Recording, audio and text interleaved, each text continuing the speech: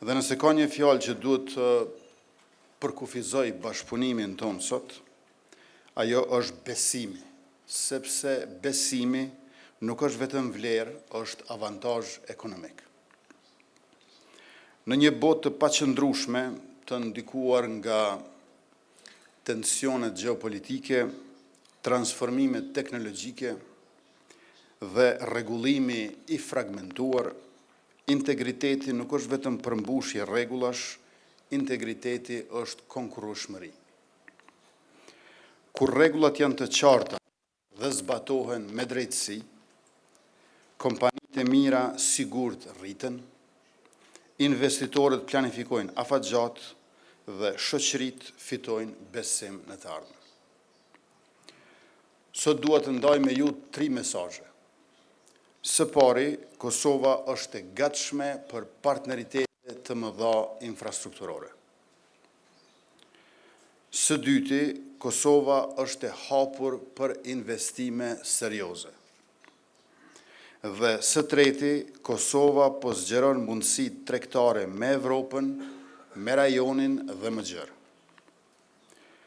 Vendi ynë në Republika e Kosovës është një shtet i pavarur dhe i konsoliduar, me orientim të qartë evropian dhe tash e kemi edhe stabilitetin institucional i cili dëshirohet aq shumë prej bizneseve.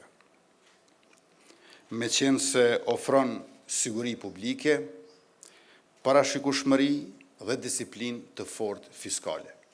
Duke parë këtë sallë të mbushur, të stërmbushur, ndoshta është dashur të kemi më shumë karrika, të shtymë dhe murët.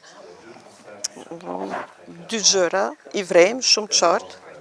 Së pari, kjo ide, me gjithë rreziqet e vete, ishte zgjedhje e duhur. Së dyti, mund të themi që Kosova i tërheq kompanitë franceze. Kompanive franceze të pranishëm sot, dhe në veçanti ato që zbulojnë Kosovën për herë të parë, dua t'ju them diçka të thjeshtë. Faleminderit që pranuat të bëni bastin e zbulimit, sepse ka shumë gjëra për të zbuluar në këtë vend të bukur. Shumë energji, shumë të rinj, shumë shpirt ndërmarrësieje. Ata dhe ato që patën mundësi të dalin e të shëtisin në Prishtinë, mbrëmë ose sot në mëngjes, kanë qenë dëshmitar, vendi po transformohet dhe po zhvillohet, po ndërtohet, po modernizohet, po investon. Është gjithashtu një vend që mban një marrëdhënie shumë pozitive me Francën. Një vend partner, por edhe më shumë, një vend miqësor. Kjo marrëdhënie bazohet në lidhje njerëzore të mishëruara nga diaspora. Kemi anëtar të eminent të diasporës që janë pranishëm sot, mandej edhe lidhje kulturore. Gjatë kësaj periudhe jemi angazhuar në konsultim me institucionet relevante franceze dhe përfaqësuesit e qeverisë së Kosovës, pastaj sektorit privat, për të shqyrtuar nevojat e tregut dhe interesat afatgjate strategjike. Lejoni të shpreh se kur diskutuam për idenë për këtë ngjarje, i thash ambasadorit Zhiro që në një mënyrë serioze, por edhe me shaka.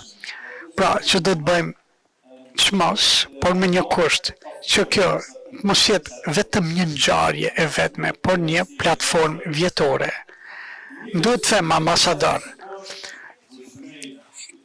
ishte mbështetja e menjëhershme dhe me entuziazëm që mundsoi të arriturat, pra kemi të bëjmë me promovim të mundësive dhe inkurajim në për sektor nga financat, energjia, infrastruktura, mobiliteti dhe teknologjia. Ne besojmë që duke sjellë bashkë institucionet publike, partnerët ndërkombëtar në sektorin privat, ne mund të arrijmë projekte të përbashkëta dhe të prekshme.